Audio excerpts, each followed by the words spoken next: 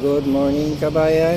Ayun, tapos ko na itong pinturahan itong isang section ng excavator.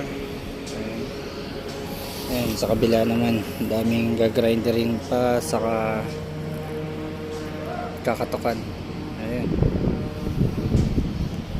Yun, pagkatapos namin ilalagay namin yung kahoy dito para sa dadaanan ng excavator. This is our 32 days in dry dock.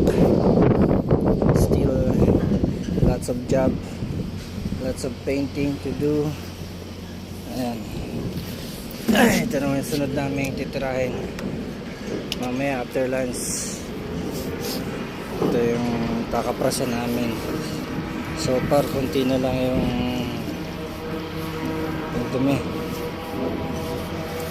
konting grinding na lang. Ito sa gilid,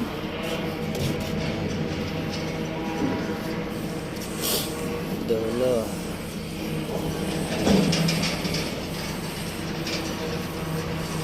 Grabe, malawak din, malapad. Less than 20 meters din siya. Kabayan, crane driver. Sila naman sa cover tumitira.